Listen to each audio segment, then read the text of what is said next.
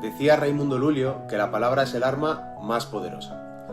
En mi opinión es el amor, aunque es cierto que a través de nuestros actos y de nuestra forma de expresarnos a través del lenguaje, sobre todo del verbal, a través de las palabras, el ser humano es capaz de rescatar a alguien del más profundo de los abismos, pero también es capaz de meter a alguien en un pozo sin fondo hasta llegar al punto incluso de hacerle a esa persona desear estar muerta o incluso de conseguirlo. Hoy hablaremos de estas dos facetas a la hora de hablar, aunque es verdad que este tema daría para un montón de horas de contenido, pero hoy en concreto hablaremos de la parte mala que puede llegar hasta el punto de destruir a una persona de múltiples maneras, a veces incluso aunque tengamos buenas intenciones a la hora de hablar o decir las cosas, y también hablaremos de la parte buena, la que es capaz de hacer cambiar y transformar en muchas ocasiones para bien y mejor hasta la persona más tozuda y cabezota que nos podamos encontrar. No siempre, pero muchas veces sí. Hablemos en primer lugar de la parte negativa. En el episodio anterior hablábamos del juego del teléfono roto o escacharrado, según el país en el que estemos se le suele llamar así, y vimos cómo jugar a este juego podía ser muy divertido, pero en la vida real la mayoría de las veces no tenía ninguna gracia.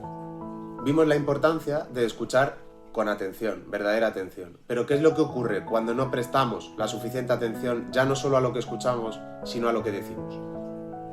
Hay un famoso refrán muy conocido que dice que quien tiene boca se equivoca, y muchas veces es así. Nos equivocamos al hablar cuando hablamos sobre una persona no presente con el ánimo de juzgarla, criticarla negativamente o simplemente por la, entre comillas, satisfacción o diversión que esto pueda producir en el momento.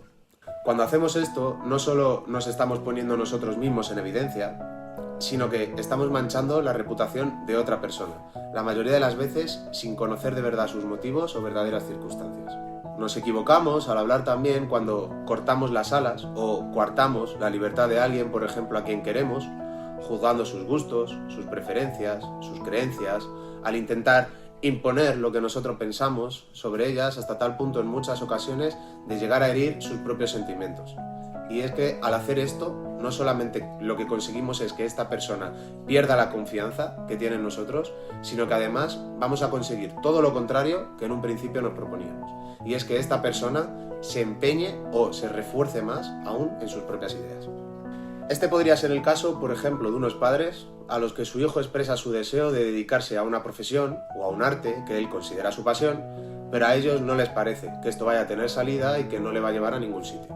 Y por lo tanto, estos padres hacen todo lo posible para tratar de convencerle, incluso haciendo de menos sus sentimientos, no apoyándole. Y muchas veces esto, lo que le dicen, viene precedido por un «lo hacemos porque te queremos y queremos que te vaya bien», cuando la realidad es que esto está basado en el propio miedo y las creencias limitantes que tienen los propios padres, porque vienen de otra época o generación en las que las cosas eran diferentes, o incluso a veces porque de alguna manera ellos ya habían decidido en sus cabezas el destino que querían para su propio hijo o hija. Esto es una lástima porque, como bien sabemos, nuestros hijos no nos pertenecen. Otro caso, por ejemplo, es cuando una familia se ha dedicado durante varias generaciones al mismo empleo y de repente llega un hijo o una hija que no quiere seguir con la tradición familiar porque su deseo es dedicarse simplemente a una cosa diferente o porque directamente es que no siente que ese sea su sitio. Y tiene que soportar durante mucho tiempo, incluso a veces años, una gran presión por parte de la familia para que haga lo que ellos en verdad quieren. Y un tercer ejemplo puede ser en la relación de pareja. Cuando a esta le sale una oportunidad laboral, por ejemplo, que implica un aumento económico, que tenga que viajar en su trabajo, y nosotros en lugar de sopesar los pros y los contras objetivamente, intentamos sutilmente que lo rechace, haciéndole ver que debe rechazarlo de una manera muy sutil para que no note que en realidad lo decimos por celos, envidia y propias inseguridades. Pongo estos ejemplos porque si estás viendo este contenido sé que sabes de sobra que los insultos, el lenguaje soez o malsonante, las calumnias o difamaciones también forman parte del mal uso de las palabras. Pero en este caso me quiero centrar en esto porque es un mal uso, pero muy retorcido, y me parece importante que sepamos detectarlo porque muchas veces viene disfrazado de un lo digo porque te quiero o un creo que es lo mejor para ti. Pero si prestamos la debida atención, como ya vimos en el episodio pasado, este tipo de detalles malintencionados en el fondo vamos a saber detectarlos. Estos son solo algunos ejemplos de cómo se pueden destruir los sueños, el futuro, las ilusiones y a veces hasta la persona entera debido al egoísmo y la falta de empatía y sobre todo a la gran presión que ejercen con sus palabras muchas veces el propio entorno de una persona. Sin embargo, la gente de bien, la gente que merece la pena tener cerca, usará sus palabras siempre como si fueran caricias o gestos cariñosos que, aun teniéndonos que dar en ocasiones un toque de atención o decirnos algo serio o importante de verdad, siempre lo van a hacer de tal forma que sí que sea realmente para nuestro beneficio y lo harán de la forma más amorosamente posible. Y esto también vamos a ser capaces de detectarlo enseguida, porque cuando alguien hace algo desde el corazón, eso se nota. Ya vimos en el episodio del libro del Dr. Miguel Ruiz que el primer acuerdo que teníamos que hacer con nosotros mismos era el de ser impecables con nuestras palabras. Al ser precisamente impecables con nuestras palabras, nunca vamos a decir nada que vaya en contra de nosotros mismos ni de los demás. No vamos a decir nada dañino.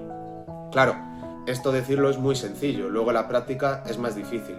Sobre todo cuando nos sentimos ofendidos o atacados por alguien, nuestro ego se revuelve, se rebela y quiere defenderse y vengarse. Es precisamente y sobre todo necesario que sea en estos momentos, en estos casos, cuando más razón o cuando con más razón seamos capaces de responder con calidez y amabilidad.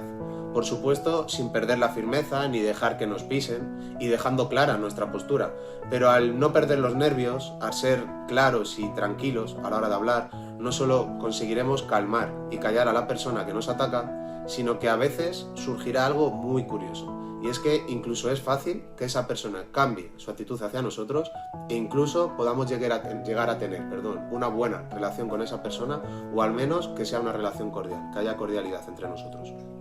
Un buen sitio donde podemos empezar a trabajar este punto puede ser en nuestro hogar. Cuando veamos que hay una situación que va a acabar en una fuerte discusión, debemos estar atentos y hacer precisamente lo que hemos comentado antes. No solo no elevar la voz y usar palabras o lenguaje malsonante o palabras hirientes, sino todo lo contrario.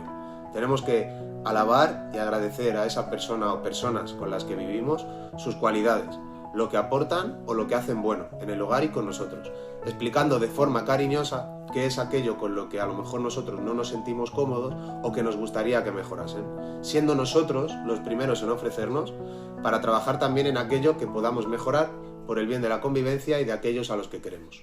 Este caso también es extensible a la parte laboral y al resto del ámbito social. Puede parecer algo muy difícil, de hecho es un ámbito en el que hay que estar trabajando de continuo porque se requiere un dominio muy fuerte de uno mismo, de las emociones. Pero al cabo de un tiempo es algo en lo que vamos a notar muchísimos beneficios y será algo de lo que nos podremos sentir orgullosos. Nuestro entorno también lo agradecerá.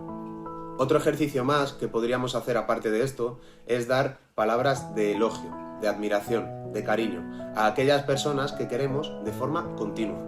No me refiero a ser pelotas ni a ser zalameros, sino a decirlo de corazón. A todo el mundo le gusta oír de vez en cuando un piropo o un halago. Es muy conveniente a veces decirle a un amigo aquello por lo que tanto le apreciamos, a nuestra pareja, a nuestros hijos, etc. Si así lo hacemos, estaremos siendo impecables con nuestras palabras, como hemos visto antes, y estaremos construyendo grandes relaciones y un entorno muy limpio en el que todo siempre nos ayudará a crecer y mejorar como personas. Ahora bien, como dice el dicho popular, a veces las palabras se las lleva el viento y muchas veces importan más nuestros actos. Y un buen acto sería el compartir. Pero de esto hablaremos en el próximo episodio. Nos vemos.